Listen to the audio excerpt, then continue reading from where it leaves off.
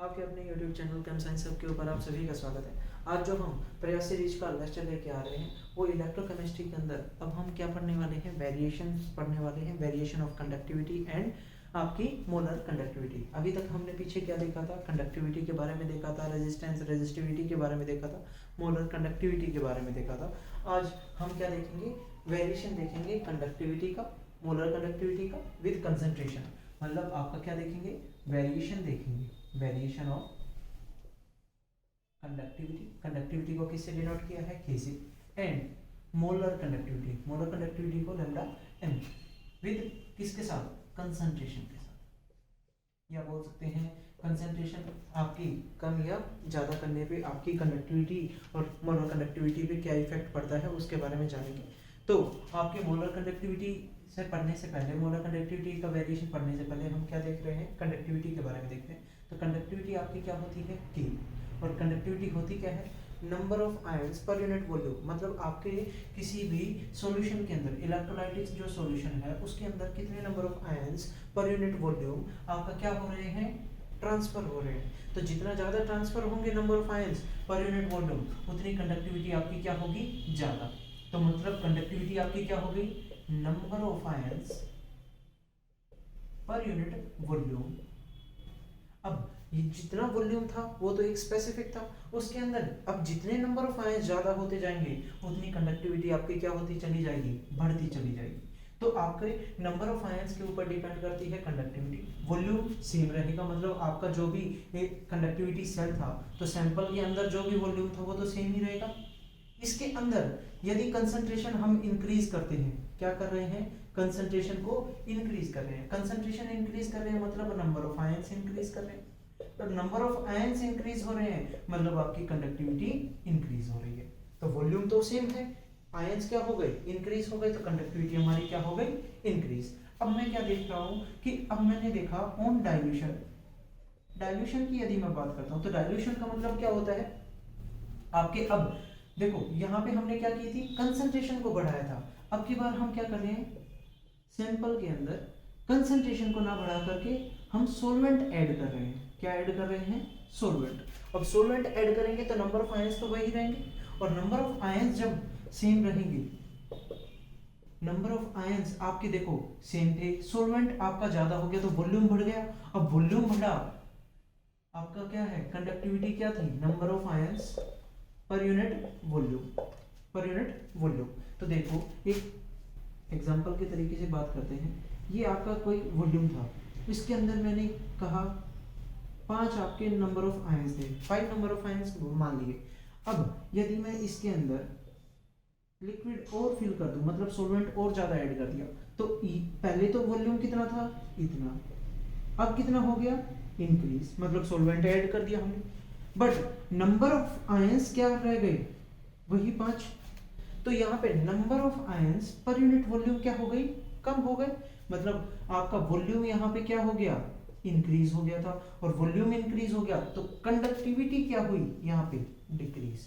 Conductivity यहाँ पे क्या हुई, डिक्रीज। तो volume, number of ions same, volume जब बढ़ गया तो कंडक्टिविटी क्या हो गई, आपकी डिक्रीज हो गई। तो ये पॉइंट ध्यान रखना, आपकी यदि कंसंट्रेशन इंक्रीज करते हैं तो नंबर ऑफ आयंस बढ़ेंगे, और नंबर ऑफ आयंस बढ़ेंगे तो कंडक्टिविटी बढ़ेगी। बट यदि मैं सोलवेंट इंक्रीज कर रहा हूं, मतलब आपका वॉल्यूम ही बढ़ा रहा हूं, वॉल्यूम बढ़ाऊंगा तो नंबर ऑफ आयंस तो वही रहेंगे सेम, और नंबर ऑफ आयंस वही सेम रहे तो आपकी कंडक्टिविटी क्या हो जाएगी, डिक्रीज। कंडक्टिविटी क्या हो जाएगी, डिक्रीज। अब बात करते हैं किसकी, मोलर कंडक्टिविटी की। और मोलर कंडक्टिविटी आपकी क्या थी, मोलर कंडक्टिविटी थी कंडक्टिविटी पर यूनिट कंसंट्रेशन। यही था formula, conductivity per unit concentration. तो कंडक्टिविटी पर यूनिट कंसंट्रेशन था, और कंसंट्रेशन आपकी क्या होती है, मोल पर लीटर। क्या होती है, मोल पर लीटर। और आपकी यदि मैं बात करूं तो लीटर मतलब आपका क्या हो गया, वॉल्यूम, मतलब आपकी कंडक्टिविटी क्या हो गई, मोल इनटू में लीटर, वॉल्यूम हो गया।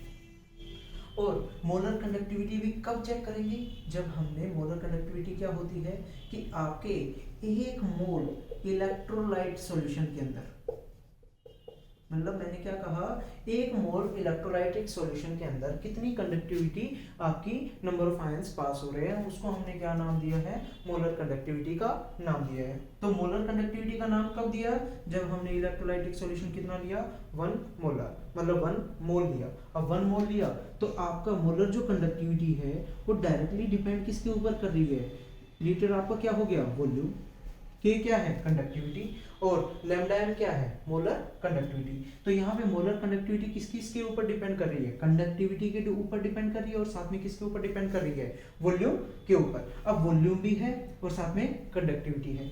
देखो अब मैं कहता हूँ ऑन डाइल्यूशन, क्या किया, ऑन डाइल्यूशन, डाइल्यूशन किया तो डाइल्यूशन में आपका क्या हो रहा था, कंडक्टिविटी क्या हो रही थी, डिक्रीज, कंडक्टिविटी क्या हो रही थी, डिक्रीज। कंडक्टिविटी डिक्रीज कब हुई थी, क्योंकि वॉल्यूम आपका क्या हुआ था, इंक्रीज।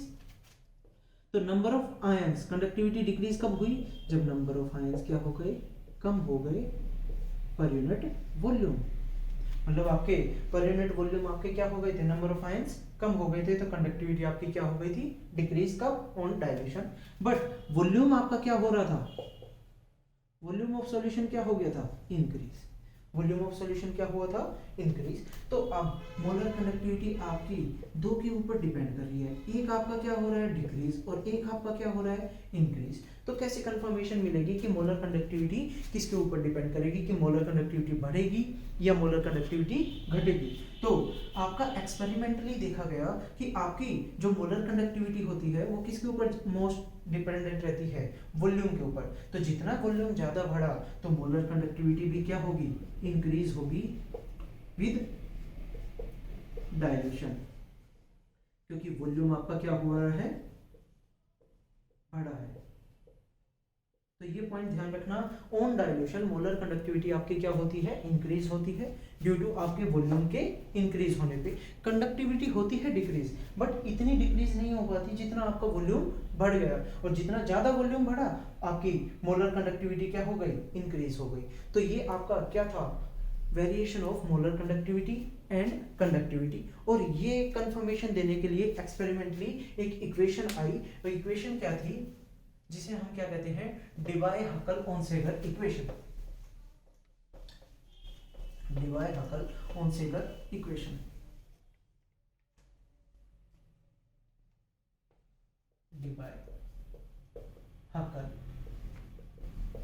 ओनसेगर इक्वेशन। इस इक्वेशन के थ्रू हमें कंफर्मेशन दी गई कि मोलर कंडक्टिविटी क्या हो रही है, डिक्रीज या इंक्रीज। तो यहाँ पे इक्वेशन जो थी वो ऐसे थी, molar conductivity equals to molar conductivity at infinite dilution minus a square root of c। ये आपका क्या है, कंसंट्रेशन, ये आपका क्या है, कांस्टेंट। ये कांस्टेंट आपके ऊपर इलेक्ट्रोलाइटिक सॉल्यूशन के ऊपर डिपेंड करेगी कि इलेक्ट्रोलाइटिक सॉल्यूशन कैसा है, उसी के अकॉर्डिंग आपकी कांस्टेंट वैल्यू रहेगी। ये क्या है, molar conductivity at infinite dilution, या बोल सकते हैं लिमिटिंग मोलर कंडक्टिविटी। ये क्या है, लिमिटिंग मोलर कंडक्टिविटी, और ये आपकी क्या है, मोलर कंडक्टिविटी। देखो इसको करने से पहले मैं एक बार ये बता देता हूँ कि आपकी जो कंडक्टिविटी थी, यदि कंसंट्रेशन के साथ देखें तो कंडक्टिविटी आपकी वीक इलेक्ट्रोलाइट में भी कंसंट्रेशन बढ़ाने पे कंडक्टिविटी क्या हो रही थी, इंक्रीज। स्ट्रॉन्ग इलेक्ट्रोलाइट में भी आपकी क्या हो रही थी, कंडक्टिविटी इंक्रीज। तो ये आपकी स्ट्रॉन्ग इलेक्ट्रोलाइट में क्या हो रही थी, मोर इंक्रीज। वीक इलेक्ट्रोलाइट में भी क्या हो रही थी, इंक्रीज, बट इतनी ज़्यादा इंक्रीज नहीं हुई। और हमने यहाँ पे अभी अभी कहा था ऑन डाइल्यूशन आपका क्या हो रहा था, ऑन डाइल्यूशन आपका क्या हो रहा था, वॉल्यूम आपका क्या हुआ था, इंक्रीज। वॉल्यूम इंक्रीज हुआ था तो कंडक्टिविटी आपकी क्या हो गई थी, डिक्रीज, क्योंकि नंबर ऑफ आयंस क्या हो गए थे, यहाँ पे नंबर ऑफ आयंस क्या हो गए थे, decrease. Number of ions decrease होने से कंडक्टिविटी आपकी क्या हो गई, डिक्रीज। तो यहाँ पे देखो वीक इलेक्ट्रोलाइट है और एक आपका क्या है, स्ट्रॉन्ग इलेक्ट्रोलाइट। स्ट्रॉन्ग इलेक्ट्रोलाइट में देखो डाइल्यूशन करने पे आपकी मतलब कंसंट्रेशन को बैकवर्ड, मतलब कंसंट्रेशन जीरो लेके आएंगे, मतलब आपका डाइल्यूशन होगा।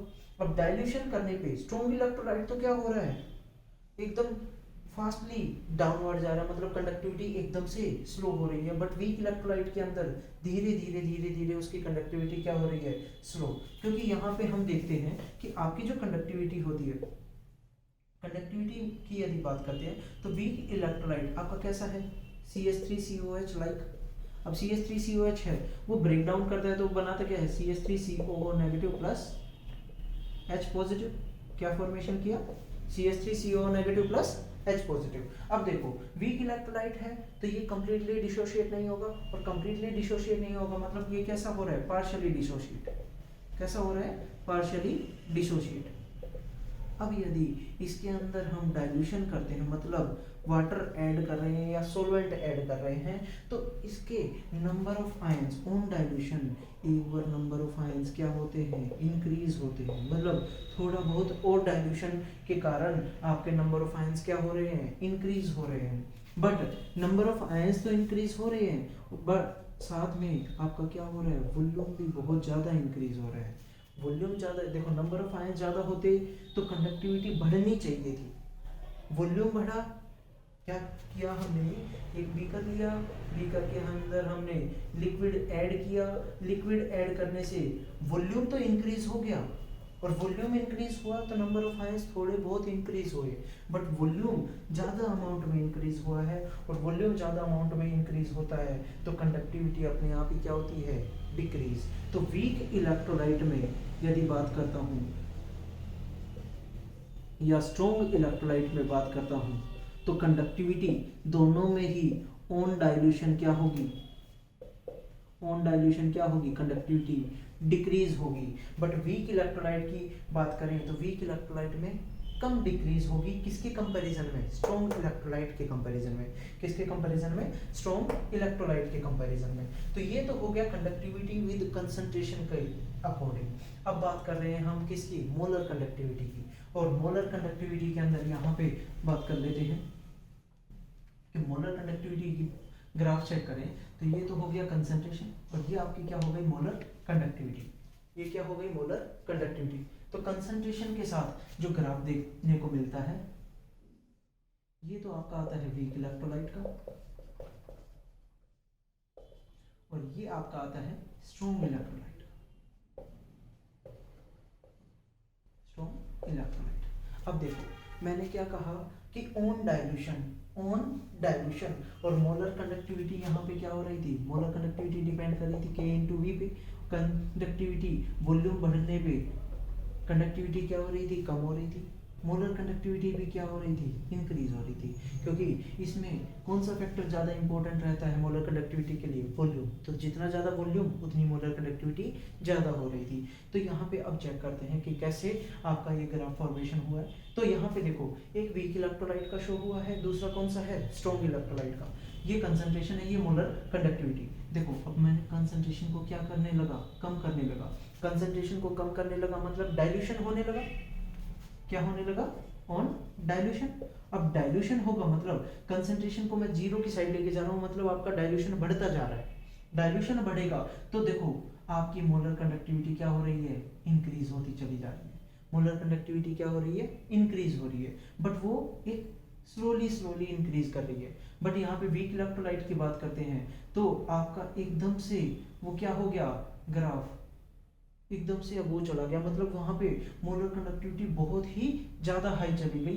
कब, जब मैंने कंसंट्रेशन को जीरो की साइड लेके गया।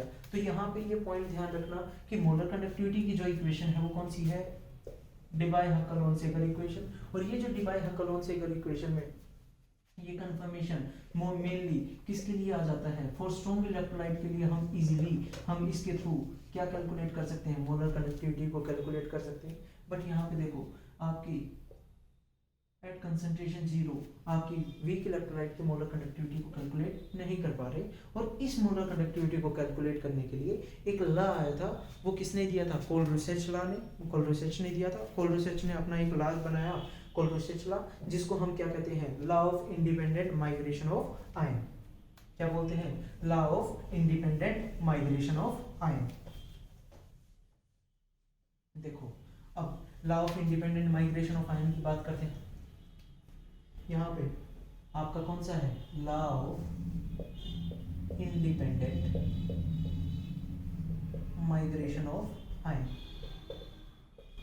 अब law of independent migration of ion को ही इन्होंने क्या बोल दिया, कोलरोसेच लॉ। देखो कोलरोसेच लॉ की यदि मैं बात करता हूँ तो कोलरोसेच लॉ आपका क्या था कि कहता है कि आपकी जो मोलर कंडक्टिविटी होती है वो किसके इक्वल होती है, सम ऑफ द इंडिविजुअल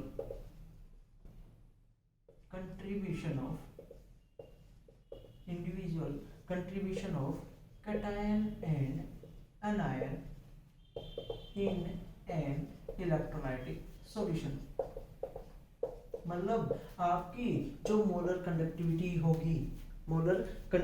होगी वो किसके बराबर होगी, sum of the individual contribution of cation and anion of an electrolytic solution. तो आपका यहाँ पे जो मोलर कंडक्टिविटी आएगी वो किसके कंट्रीब्यूशन से आएगी, कैटायन और अनायन के बेसिस पे। लाइक जैसे मैंने कहा मोलर कंडक्टिविटी मैं लिखना चाहता हूँ CH3COOH और ये जो कोलरोसेच लॉ था मोलर कंडक्टिविटी आपके स्ट्रॉन्ग इलेक्ट्रोलाइट के लिए तो निकालता है ही, कैलकुलेट कर सकता है ही, बट आपके ये वीक इलेक्ट्रोलाइट के लिए बहुत ही इंपॉर्टेंट है क्योंकि यहाँ से हम वीक इलेक्ट्रोलाइट की मोलर कंडक्टिविटी को और कैलकुलेट कर सकते हैं, molar conductivity at infinite dilution. तो molar conductivity at infinite dilution आपकी क्या होगी, molar conductivity of cation, cation आपका क्या है CH3COO negative, molar conductivity at infinite dilution for, एक तो हो गया H पॉजिटिव, एक हो गया अनायन। तो यहाँ पे देखो अनायन भी आ गया और यहाँ पे क्या आ गया, कैटायन भी आ गया। तो हम इसके थ्रू क्या कैलकुलेट कर सकते हैं, मोलर कंडक्टिविटी कैलकुलेट कर सकते हैं किसकी, वीक इलेक्ट्रोलाइट की। देखो यहाँ पे मैं बात करता हूँ, जैसे मैंने लिखा CH3COOH, CH3COOH है तो यहाँ पे डिसोशिएट कैसे होगा, वीक मतलब पार्शियली डिसोशिएट हो रहा है। अब पार्शियली डिसोशिएट हो रहा है तो यदि मैं इसकी कंसंट्रेशन C ले रहा हूँ, इनिशियल कंसंट्रेशन एट टाइम 0, तो इसकी कंसंट्रेशन मैक्सिमम रहेगी। यहाँ पे इनकी कंसंट्रेशन, प्रोडक्ट बना ही नहीं है तो मतलब इनकी कंसंट्रेशन 0। आफ्टर टाइम t ये क्या होगा, इसमें से कुछ ना कुछ घटेगा, जो घटा हमने उसको क्या माना है C अल्फा। तो जितना घटा है उतनी तो फॉर्मेशन करेगा, मतलब आपका जितना यूज होगा उतनी ही तो फॉर्मेशन कर पाएगा। तो ये आपकी क्या हो गई, आफ्टर टाइम t ये कंसंट्रेशन हो गई रिएक्टेंट और प्रोडक्ट की। अब जो बात करते हैं इक्विलिब्रियम कांस्टेंट की, यदि मैं बात करूं तो कांस्टेंट आपका क्या कहता है, कंसंट्रेशन ऑफ द रिएक्टेंट के प्रोडक्ट के प्रोडक्ट, और साथ में मतलब जैसे C अल्फा इनटू में C अल्फा, ये किसके हैं, प्रोडक्ट की कंसंट्रेशन का प्रोडक्ट है डिवाइडेड बाय रिएक्टेंट की कंसंट्रेशन का प्रोडक्ट है C माइनस C अल्फा। और इसको मैं कैसे लिख सकता हूँ, C square alpha square divided by C into में 1 माइनस अल्फा, C से C कैंसिल, तो यहाँ पे क्या आ गया formula, C alpha square into में 1 माइनस अल्फा, क्या आ गया C alpha square minus 1 minus alpha.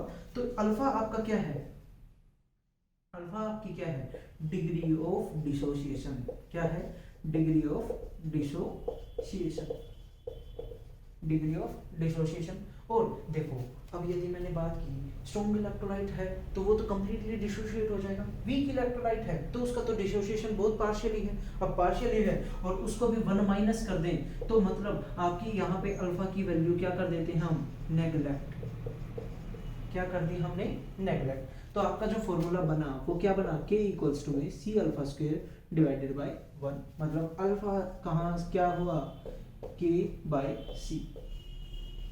ये हमने ओस्टवाल्ड डाइल्यूशन लॉ में पढ़ा है 11th क्लास के अंदर। तो यहाँ से डिग्री ऑफ डिसोसिएशन भी कैलकुलेट कर सकते हैं।